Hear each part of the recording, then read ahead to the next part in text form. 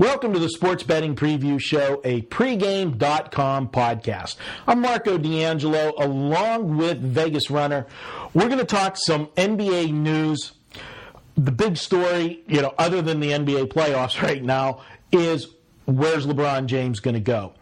We're going to talk about it. I think what's occurred this week, to me, solidifies that LeBron James is going to be back in Cleveland next year. I didn't think it was going to happen this whole time, especially after, the exit of the playoffs. I thought, that's it. He didn't even make the conference finals. He's had enough. It's time to go. I think he's staying. Your thoughts?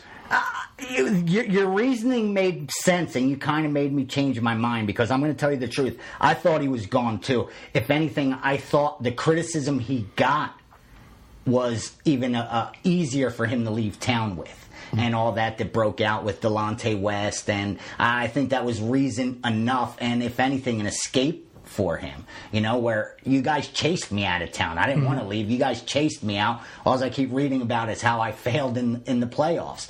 So I think he had a back door to leave, but you make sense as far as they kept every piece of the Cleveland Cavs except that head coach. Yeah, now, if you haven't been following along this week, the Cleveland Cavaliers went ahead as expected and fired Mike Brown. I can't say for sure, but I really don't think there was a great chemistry between LeBron and Mike Brown. And I also think that the organization knew that LeBron's shortcomings isn't on the defensive end. Anyone that sees the guy travel the length of a floor to run him down a guard and block his shot knows this kid plays defense. And Brown's a defensive coach through and through. And where the criticism was, where's the offense? There's no offense in Cleveland. And I think they need to bring a piece in, that's going to spark the offense. I think if they bring the right offensive-minded coach, that might be incentive enough to keep LeBron there, But the market, once this season ends, the free agency market is going to be so huge. And listening to Dwayne Wade, what he was saying is he expects this group of players, the stars, the LeBrons, the Wade, the Bosh, all these guys to get together and discuss their future, because there's going to be a competition for paychecks. Mm-hmm. And they all know each other, and they don't want that to be a distraction. They don't want that, to stop anyone from doing something. And I think that's what they're talking about, this core group, because this is pretty much, a first for, where this many stars are going to be available. Well, think back to when this crop came in. Exactly. This crop had Dwayne Wade, Carmelo Anthony, LeBron James. In any other year, Chris Bosh, got better when he got to the NBA. But in any other year, if these guys came into the league in 3 separate years, they would have been number one picks. But they were all in the same year. I think that there's 2 schools of thought to LeBron. There's LeBron, the basketball player. There's LeBron, the marketing machine. Okay?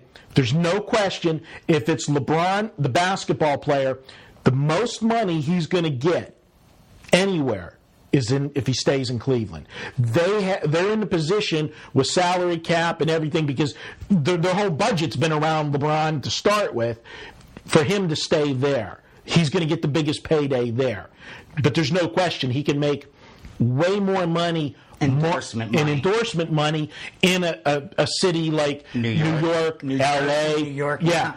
It's a Russian billionaire. It's which do you want? LeBron has seemed to always be a loyal type guy. He's an Ohio guy. To win it for that city would just be incredible. And, there's also the fear of him leaving.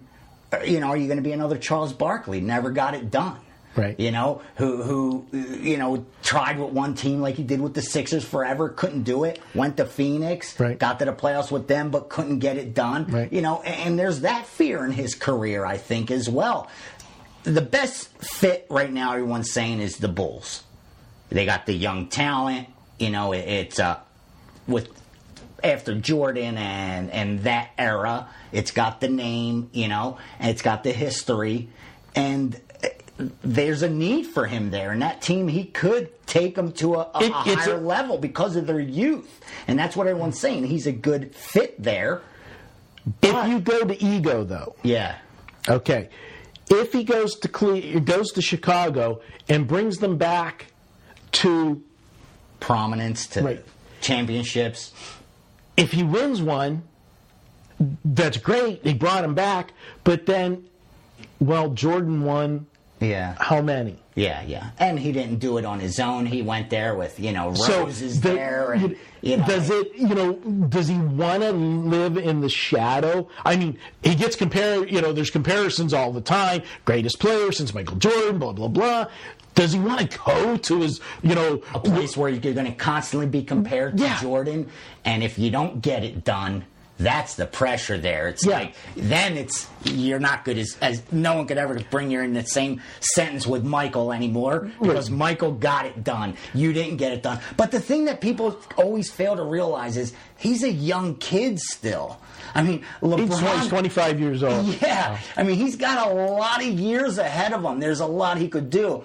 And I think it's at this age where players are more thinking about their legacy.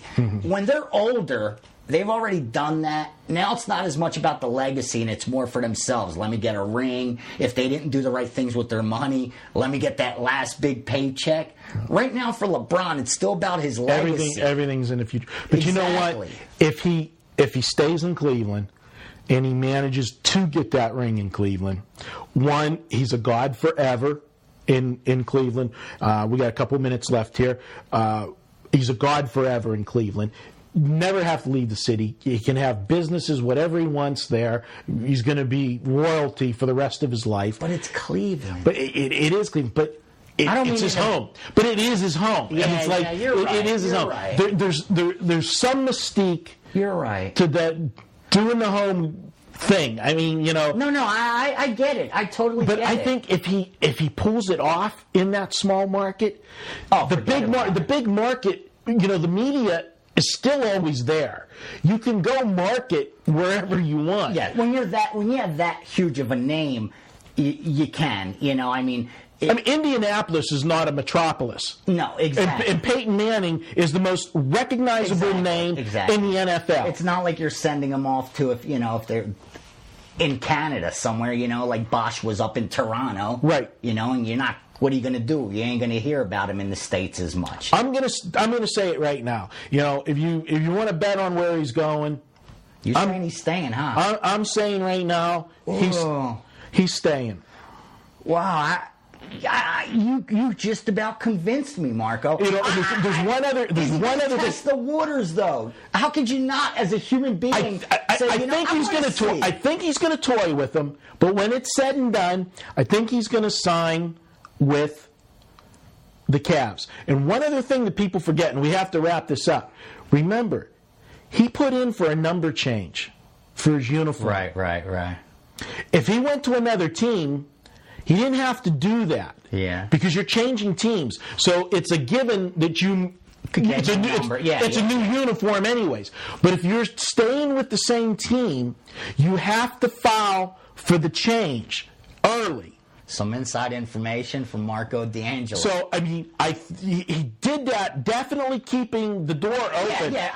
Obviously, he loves where he's at. Let's tell it like it is. But at that age, I think that you want to, you want to test the waters, man. You want people to go. That's what I'm saying. You want them to wave money at you, brother. We'll see what happens. I say he stays in Cleveland. Go to New Jersey. All right. He's Vegas Runner. I'm Marco D'Angelo. This has been the Sports Betting Preview, a pregame.com podcast. Check out all of our podcasts at iTunes. You can download and listen at your convenience. Just search pregame.com. Thanks for watching.